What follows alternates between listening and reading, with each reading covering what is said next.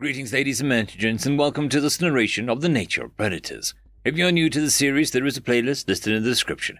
And as always, I hope that you enjoy. Chapter 27. Memory transcription. Subject: Slenek Venl Space Corps. Date: Standardized Human Time, October 1st, 2136. Our evacuation party was fortunate to skirt the orbital battle, and depart the system with a fair distance between us and the Arcs. The Terran transport unloaded its critically wounded passengers at Venl border outpost, while the rest of the posse trekked on to Earth. I wasn't sure how the Predators planned to deal with the terrified alien upon arrival. Marcel had been stabilized by onboard medics and didn't want to send Nulia to a refugee site run by Predators without him. In fact, I got the feeling that he bore no intention of leaving her in a camp at all. Every Gojid on the vessel gawked at him yesterday when he launched into a silly song about twinkling stars and put her to sleep. Marcel was the reason I resisted the temptation to disembark in the relative safety of Venlo Station. After every horror that befell him in space, I was uncertain if he'd ever return to the stars. Our separation could be permanent. The last thing I wanted was for our friendship to conclude with me showing fear and disgust towards his species. If someone told me when I signed up for the Humans First Contact program that I would willingly go to their home world, I would have killed over laughing. But I felt guilty over how my instincts ran amok on the Gojid cradle, and how quick I was to fault the Predators for things they had no role in. Was my trust in humanity really that conditional? Were my prejudices still alive? The mere sight of Marcel in the doorway had me in shambles at our first meeting. Now I don't think about it when he snarls or picks me up. I don't react to any human's eyes either, not even strangers or crowds. Maybe I've made more progress than I give myself credit for. All sorts of bizarre ideas waltzed through my imagination when I tried to envision Earth. I was the first Venlil to visit humanity's home. Not even the bravest scientists or diplomats would venture to the blue marble. It was a massive step, which might be far cry from the preconceptions of society. Landing on Terran soil would place me at the whims of their government and expose me to the general populace. It would offer better insight into what an average predator was like. But was that a positive? I was woefully unprepared for what I had seen, mixing in with the UN military units. As the spacecraft touched down, I tried to remind myself that it was too late to back out. This was not the time for second thoughts. My fright would only contribute to the other passengers' panic.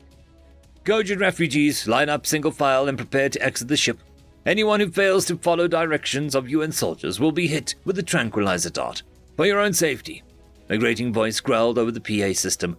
Volunteers are handing out blankets, water, and dried fruit. If you require medication or special accommodations, approach the nearest human in a white coat or red cross insignia. You are safe here. Please do not panic. I snorted. Easier said than done. The human statement didn't have the calming effect they desired. There wasn't a single refugee that didn't look petrified. One elderly Gojid collapsed with a thud, clutching her chest. The terror generated by this amount of predators could certainly cause a heart attack. Terran medics gestured for everyone to move back and hurried to cart the cardiac victim out. For the Gojids on board, it must appear that they were being towed to a predator's lair as a cattle. Ferocious-looking soldiers with massive guns were corralling them into the open air. Who would believe the beasts' claim that they would return anyone that wished to leave to a Gojid or Federation territory, as soon as they arranged terms with their government? Hi, Slenek, Tyler said hesitantly. The blonde human took a timid reproach, as if worried about frightening me.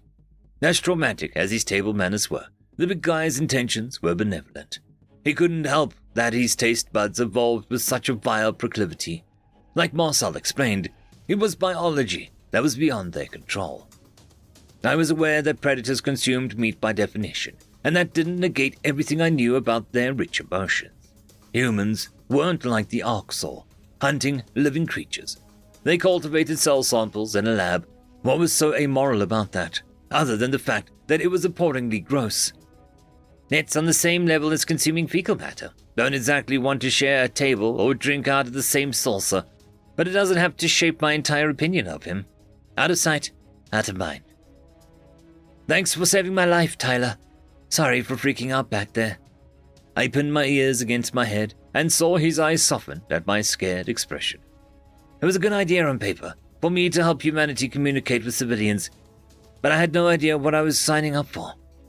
It was a sensory overload, all that death, predation, and aggression.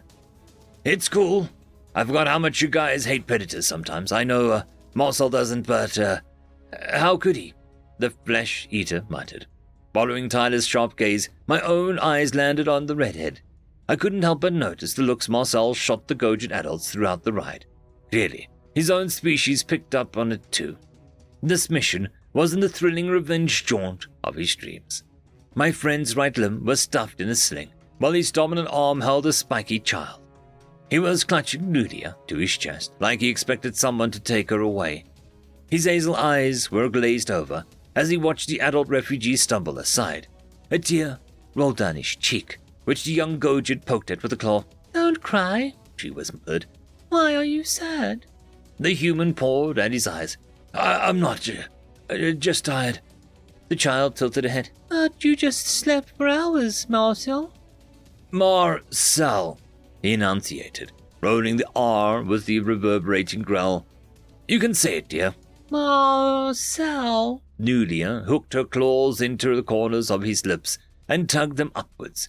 I gaped at her bravado, playing with the predator's eating orifice. "There's the happy snow. Stay like that." Marcel flashed his teeth with a genuine amusement. He glanced at me, noticing that Tyler and I were both watching with concern. The vegetarian struggled to his feet, limping towards us at the rear of the line. We shuffled to the exit as a pack, and my nerves surged through my veins. Warm sunlight struck my face as I took my first look at humanity's home. The refugee camp was based on a decommissioned airport, judging by its appearance. Various structures had been converted to lodging, and tents dotted the runway. Humans were passing out supplies in what I thought was a former hangar bay. Doctors checked any Gojids showing any signs of life-threatening distress. Camera crews were parked on the other side of the chain-link fence. A few predators shouted the word Venlil, trying to get my attention.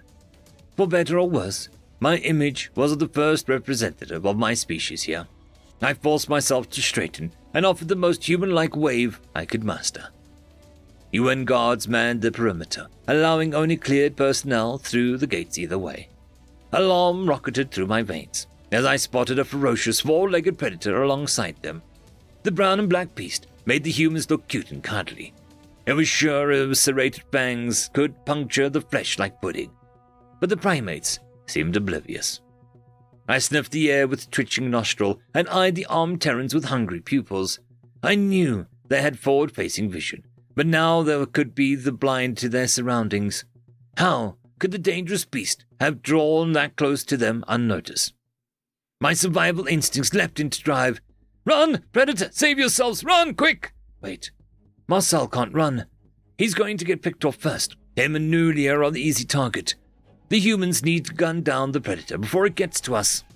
I bolted back to the transport, overcome with a blinding terror. Tyler raced after me, closing the distance with long strides. He scooped me up despite my shrill, incoherent protests, and walked back to Marcel and the child. "There's a lot of predators here, Slanek," Marcel sighed. "What, you've never seen a human before?" I thrashed him Tyler's grasp, trying to get him to put me down. My ability to formulate words other than predator or run was greatly diminished. A pitiful squeak escaped from my mouth, and I jabbed a claw at the monstrous quadruped. It was panting and slobbering over the human's boots. Were they just clueless species in the galaxy? Nunia screeched as she spotted the beast, and understanding flashed in Marcel's eyes. He massaged the child's neck, seeing her spines pop up. Why didn't the human seem the least bit afraid? Why didn't he call to the guards to shoot the predator? "That's called a dog," Marcel said slowly. "We domesticated them thousands of years ago, which means we trained them to be friendly to humans." Tyler grinned. I have one at home. They helped us with hunting back in the old days, but now we keep them to companions," my human interjected. "Dogs are loyal and obedient to us. They're not sapient, but we have a close bond. The UN guys have the predator situation under control." I watched as a Terran soldier patted the dog on its head, and its tongue lolled out of its mouth. The human fished into his pocket, holding out a cookie. He placed it in his hand, stretching his palm flat as he could, then offered it to the fanged predator. What was the madman doing, trying to lose a limb? The beast sniffed at the offering and wagged its tail. Disbelief filled my chest as it snapped up the morsel, seizing the food without nicking the man's hand. It barked at the Terrans, who were showering with toddler-esque praise. Did that non-sapient predator understand their words? I can't believe even humans tried to befriend that. Conditioning dogs to be friendly to humans means that they weren't always friendly, I mused. And Tyler keeps one in his residence. Like that is normal. How can he sleep with it around? Tyler sensed that I calmed down enough and placed me back on the ground. Was that how human hunting worked? Co-opting other predators to do their dirty work? Marcel promised an answer once we were out of danger, but had yet to fulfill his vow. My outburst already drew a lot of unwanted attention, though, so I decided not to say anything now. One human took a brisk strides towards us, flanked by a group of soldiers. The thinning salt and pepper mane and crisp coat with the UN pin looked familiar. Dear stars, it was Secretary General himself. I recognized him from the landing at the outpost.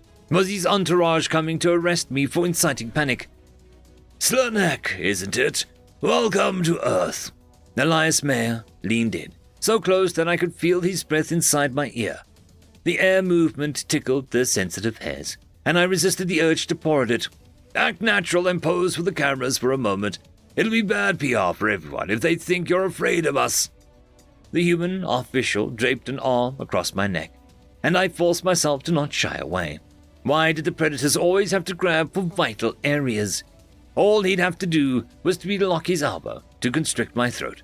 I apologize for the canine presence. The Secretary General spoke the words in a booming voice, and I sensed that he was trying to tell the media that I hadn't freaked out from the humans.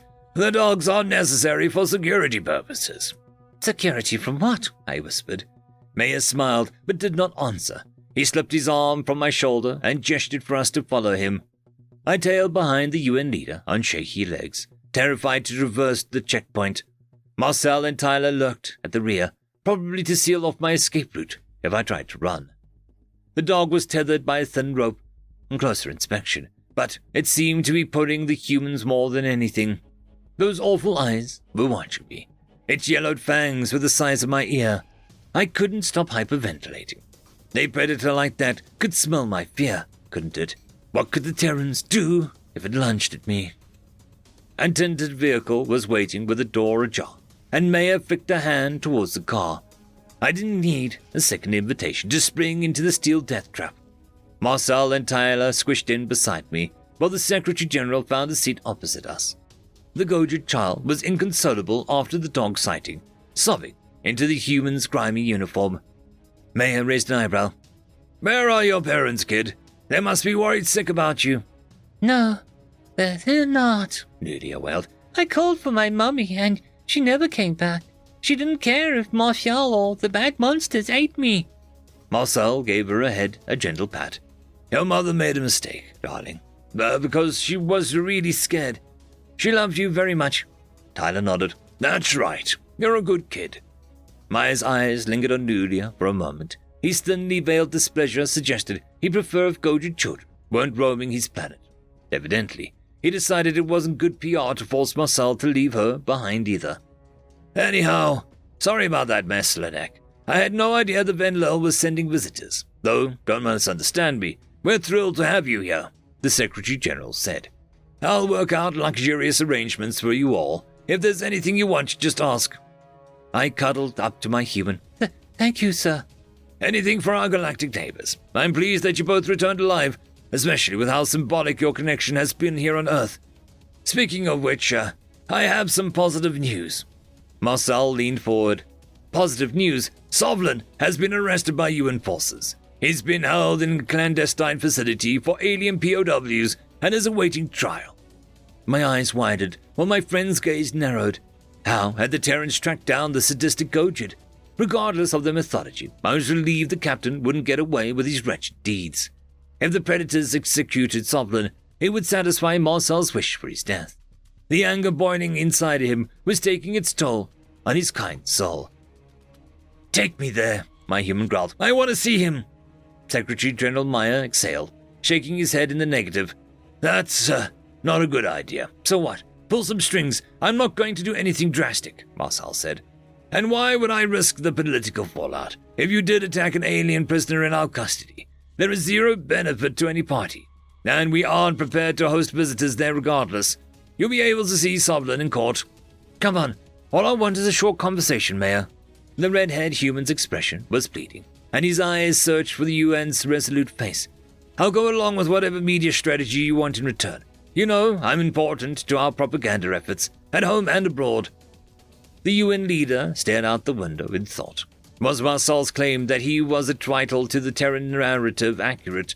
The Secretary General crossed his arms with a resigned sigh, like he hated his next actions. A holopad found his way into his hands, and he began typing out a message. "I'm sure I will regret this. I'll let you peek at his cell from outside. You can enter only if Sovereign wants to see you," Mayor rumbled. "Understand?" Marcel nodded. "Yes." My ears pinned back against my head. Those predatory eyes brooded with such deep hatred that it made me squirm. There was no telling whether the human could or would restrain his aggression once his tormentor was in his grasping distance. Whatever happened, my primary hope was that this confrontation would bring him peace at last. End of chapter. I would quickly like to thank the Tier 5 members, Marky, Cam Maxwell, Casper Arnholtz, Oakfield, Lord Azrakul, and It's Difficult to Pronounce. Thank you very much.